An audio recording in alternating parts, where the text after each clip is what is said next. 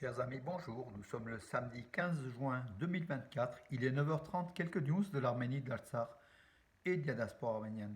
Donc hier, je vous avais parlé l'ambassadeur d'Arménie à Minsk, en Biélorussie, a été rappelé à Yerevan. Rien ne va plus entre Alexandre Loukachenko, le dictateur de la Biélorussie, et le gouvernement de Pachinian. Puisqu'en fait, c'est ce que le gouvernement arménien reprochait à la Biélorussie d'avoir joué le jeu de l'Azerbaïdjan lors de la guerre de 44 jours en Artsakh en livrant des armes alors que l'Arménie était le partenaire stratégique de la Biélorussie et de la Russie dans le cadre de l'OTSC. Non seulement l'OTSC n'a pas aidé les Arméniens, au contraire, l'OTSC parle déjà de la Biélorussie a fourni des armes modernes à l'Azerbaïdjan. Voilà, selon les documents divulgués par Politico, donc qui est un site de référence qui est sérieux, la Biélorussie a fourni du matériel militaire moderne à l'Azerbaïdjan entre 2018 et 2022, utilisé contre l'Arménie, contre l'Artsakh dans un premier temps, et contre l'Arménie bien sûr aussi. Voilà. Par un partenaire, la Biélorussie qui est membre de l'OTSC, donc partenaire de l'Arménie, voilà, donc dans quelle, comment dirais-je, dans quelle histoire on est, donc voilà, et bien sûr ça a fâché Yerevan, ces publications de ces documents qui ont été donc sortis par Politico, donc un lot de documents, une vingtaine de documents qui attestent la participation de la Biélorussie derrière l'Azerbaïdjan contre l'Arménie, voilà. La décision de la Biélorussie, un allié fidèle de la Russie, de fournir à l'Azerbaïdjan des équipements militaires modernes avancés entre 2018 et 2022, ce qui lui a donné un avantage dans une vague de guerre avec son adversaire de longue date, sera considéré comme une amère trahison par l'Arménie, écrit Politico. Voilà, soulignant que la théorie les membres de l'OTSC ont le devoir de se protéger mutuellement et ça n'a pas été fait. Voilà donc l'affaire du jour, hein, tout simplement, et elle est importante. Voilà. On sait la proximité entre le dictateur Loukachenko avec le dictateur Aliyev de l'Azerbaïdjan. Voilà donc la conséquence, c'est que la Biélorussie a fourni des armes contre l'Arménie. Voilà. Alors que l'Arménie est une nouvelle fois, je vous le dis, partenaire. Voilà. Le gouvernement arménien a approuvé la ratification de l'accord de libre-échange de l'Union économique eurasienne avec l'Iran. En fait, l'Iran veut venir dans l'Union économique européenne, qui est l'espace à 65% de l'économie arménienne. Hein, s'effectue au niveau de l'Union économique européenne avec la Russie, le Kazakhstan donc, et d'autres pays. Hein, voilà, donc c'est un peu le marché commun, l'Union européenne à la Russe, voilà, mais l'Arménie, et comment dirais-je, tire un profit très important à l'heure actuelle. L'amendement de la Constitution est une affaire interne à la République d'Arménie. C'est ce qu'a affirmé donc, le député donc, arménien Arthur Hovhannisyan par rapport aux revendications de Bakou de changer la Constitution arménienne, de quelques paragraphes de la Constitution arménienne liés aux droits des Arméniens et puis aux revendications territoriales. Donc le député arménien du groupe majoritaire Contrat civil, Arthur Hovhannisyan, a affirmé que c'est du ressort de l'Arménie de changer, de modifier ou pas sa constitution, ce qui est bien sûr, voilà, c'est extraordinaire que l'Azerbaïdjan mette une pression telle et demande à l'Arménie de changer sa constitution. Donc c'est inouï, voilà. Et également la Turquie qui désire que l'Arménie change sa constitution, notamment dans les armoiries en fait de l'Arménie, que l'Arménie retire le mont Ararat, que la Turquie considère comme un mont turc, alors que c'est le mont symbole des Arméniens depuis la naissance, de l'origine des Arméniens. La Turquie désire que les Arméniens enlèvent le mont Ararat de l'écusson en fait, des armoiries de la République d'Arménie, des insignes. Voilà. L'église de Sainte-Trinité sous Pierre-Tutun du village frontalier de Kilans va être restaurée, voilà, notamment au niveau de son clocher rotonde qui sera installé donc à nouveau, voilà, un investissement de je crois de 66 millions de drams important fourni par le gouvernement arménien. La ministre, pardon, pas la ministre donc Jana Andréassian, qui est la ministre de l'Éducation, de la Culture, des Sciences et de la Jeunesse et des Sports, a évoqué la construction d'un centre modulaire sur le site mégalithique de Zolatskarev, dans la région de Sionik. Donc c'est à quelques kilomètres, à 3 à 5 kilomètres de Sistian. Ce site que vous avez sans doute visité, il faut absolument le visiter en fait. Hein. C'est le Stonehenge arménien en fait, qui date de l'âge de bronze moyen et de l'âge de fer. Donc ça, c'est plusieurs milliers d'années avant l'ère, hein, voilà. un site avec des sortes de dolmens en fait, hein, donc ou site archéologique ou site de rites religieux, on ne sait pas.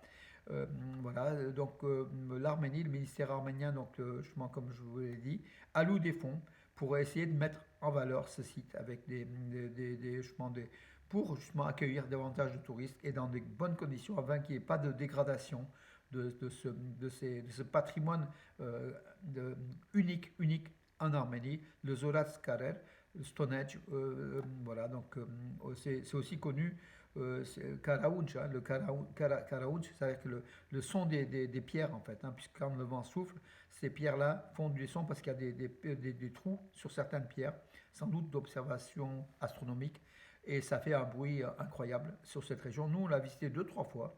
C'est assez étrange, hein, c'est assez étrange. C'est dans un endroit isolé et c'est fort, c'est magnifique. Il y a une force, il y a une force incroyable. On ne sait pas si c'est la force divine ou la force scientifique ou la force solaire ou la force de la terre. En tout cas, il faut visiter. Donc, à Sistiane, à peu près à sur 200 km oui, 160 à 200 km au sud-est d'Erevan, sur la route de l'Alsar en fait, c'était. Hein, voilà.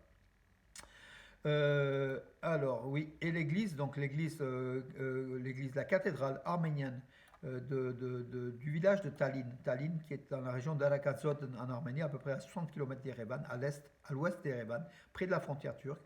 Justement, cette église Subgatorige, la cathédrale de Tallinn, qui date du 7e siècle, hein, attendez, 7e ou 9e pour pas vous dire des bêtises, souvent vous savez, les siècles, il faut quand même respecté, date, oui, du 7e siècle quoi, à Tallinn, est rénové par comment dirais-je, par des financeurs privés, voilà, les bienfaiteurs Vahe et Vikan, il faut les citer, Badalian, ont initié des travaux de restauration payés, voilà.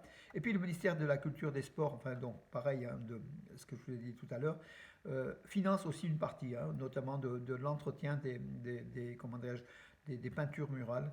C'est une église donc de cette ville de Tallinn qui est jumelée avec Bourg-les-Valences, dont on a visité nous plusieurs fois, hein, puisqu'on est aussi on est proche de Tallinn, cette ville donc d'Arménie, avec Bourg-les-Valences en France. Voilà, sa mise en valeur, sa restauration, par le fait de parce que l'État n'a pas tous les moyens non plus. Voilà, les bienfaiteurs aussi, il en existe en Arménie et c'est tant mieux qu'ils puissent aussi contribuer au maintien du patrimoine national arménien sur le site.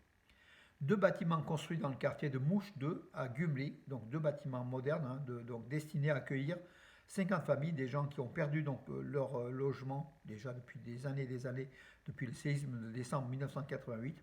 Également des soldats de la guerre de l'Artsakh ou des soldats arméniens blessés. Et donc il y a des appartements aménagés suivant leur handicap. Ça a été financé par le fonds arménien, hein, donc, à Estan Himnatram. C'est une bonne chose, voilà. Donc ça veut dire aussi que des années et des années après le séisme de décembre 88, l'Arménie encore construit encore dans cette zone sinistrée, il y a encore quelques centaines, voire quelques milliers de familles qui ont besoin de logements, qui habitent dans des logements précaires. Et quand il y a une construction moderne, comme c'est le cas de Mouche 2, donc deux bâtiments modernes, ils sont logés. Là, il y a une cinquantaine de familles. Il en faudrait encore plus, mes amis. Il faut contribuer toujours à soutenir l'Arménie pour qu'elle elle renforce son effort pour reloger donc convenablement ses habitants dans le nord, dans la région de Chilak, donc avec Gümri comme capitale de la région de Chilak. Hein. Le ministère arménien de la Défense invite les filles et les femmes âgées de 18 à 27 ans au service militaire obligatoire de 6 mois. C'est un engagement en fait, hein, donc de 6 mois. Voilà, pour l'armée arménienne a besoin donc d'hommes et de femmes aussi, hein, donc des recrues. Voilà, ces stages d'engagement de 6 mois, ça aidera à soulager l'armée arménienne et à étoffer donc ses rangs. Et c'est une bonne chose. Et il y a des centaines et des centaines de femmes et de filles qui ont répondu à l'appel du ministère arménien de la Défense. Vous trouverez tous les éléments sur mes pages Facebook et sur le site d'Armenews. Alors, les observateurs de l'Union européenne n'ont enregistré aucun mouvement ou incident inhabituel à la frontière arméno-azerbaïdjanaise. Donc, l'Azerbaïdjan, Bakou, une nouvelle fois, pratiquement tous les jours, accuse l'Arménie de tir contre les positions azéries à la frontière arméno-azérie. C'est pas vrai, c'est une déformation de l'information. Et les observateurs de l'Union européenne déployés aux frontières de l'Arménie confirment à chaque fois que Bakou lance des messages de ce type-là, des faux messages, des fakes. Donc les observateurs répondent en disant non, nous on n'a rien observé. Donc tout ça, c'est comment dire, c'est de la manipulation de l'Azerbaïdjan. Alors du sport, oui, je vais pas en parler du sport parce qu'il y a quand même quelques événements donc, du sport. Oui, l'Arménie qui gagne des médailles aux Jeux du BRICS 2024, que ça se passe à Kazan entre le 11 juin et le 24 juin. Voilà, des médailles d'or, notamment en karaté par Soulen Halotunyan, des médailles de bronze, deux médailles de bronze comment dirais-je, en sport de combat, le sambo, pardon, voilà, qu'on ne connaît pas trop ici en Occident, mais c'est connu dans l'ex-Union soviétique. L'économie de l'Arménie et la population arménienne sont européennes dans leur mode de vie, tant dans leur mode de vie, sont plus européennes dans leur mode de vie, je lis, hein, mes amis, donc dans leur mode de vie que dans un certain nombre de pays européens. Voilà, c'est un député arménien qui a affirmé que l'Arménie était plus proche de l'Europe que certains pays européens. Bien évidemment, la candidature de l'Arménie à l'Union européenne est à l'ordre du jour. Voilà, c'est Gevorg Papoyan qui l'a déclaré. C'est le ministre de l'économie en fait. Hein, voilà. Pardon, j'ai dit un député, non, c'est le ministre de l'économie.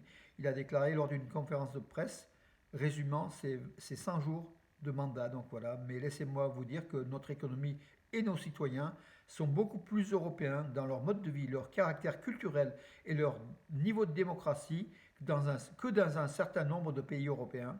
À cet égard, nous n'avons aucun problème à nous présenter au marché européen, a affirmé Gevorg Baboyan. Il est vrai qu'on est autant, même plus européen qu'asiatique. On est encore plus européen que certains pays européens. Voilà, donc pourquoi pas, bien sûr.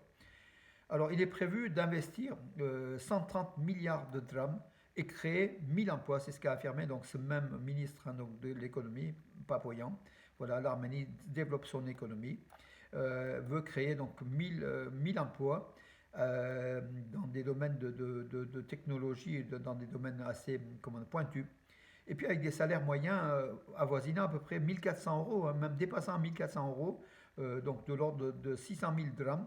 Ce qui est important, voilà. C'est un projet en fait dans la construction d'une salle d'exposition du centre de service automobile Mercedes-Benz, dont l'investissement est de 3,5 milliards de drams, qui créera donc par contre pour celui-là 1000 emplois avec un salaire moyen de 600 000 drams, donc l'équivalent de 1400 euros. Le salaire moyen en Arménie augmente, hein, donc c'est plus de 200 à 300 euros. Hein. Aujourd'hui, il est de l'ordre de 600, 700, 800 euros. Donc voilà. Et c'est une bonne chose que, bon, est-ce que c'est l'effet de l'inflation? Aussi peut-être, mais en tout cas, le pouvoir d'achat augmente aussi en même temps. Alors, que dire d'autre? Ben, écoutez, je crois que j'en ai fait le tour, déjà c'est pas mal. Aujourd'hui, je vous donne rendez-vous à partir de 11 heures, donc toute la journée, de 11 heures à 20 heures, au parc Jouvet à Valence, du côté, donc rue de la Comète, hein, voilà, dans une salle au parc Jouvet même, donc à côté du tennis club en fait, hein, pour ceux qui connaissent. Donc il y a la journée du jumelage, première édition de la journée du jumelage organisée par la ville de Valence, par Valence Roman Tourisme, et puis par les associations de jumelage, dont Itchevad donc l'association de lien entre Itchevad et Valence, dont je suis vice-président. Le président c'est Rostofil Yozer, et voilà, et puis d'autres membres hein, qui seront aussi sur place. Alors le clou c'est bien sûr, la journée sera aussi aux couleurs de l'Arménie. Il y aura un stand d'Itcheval, aux couleurs de d'Itchevan et de l'Arménie.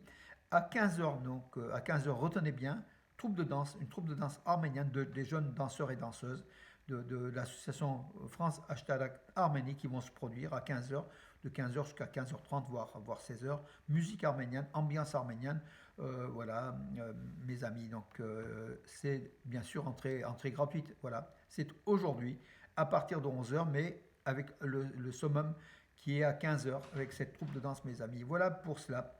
Et puis demain, je vous parlais, il y aura d'autres spectacles aussi sur la région de Valence. Il y a des activités en ce mois de juin, partout dans toutes vos villes, il y a des activités. Voilà, mes amis, je vous souhaite une bonne journée et à demain.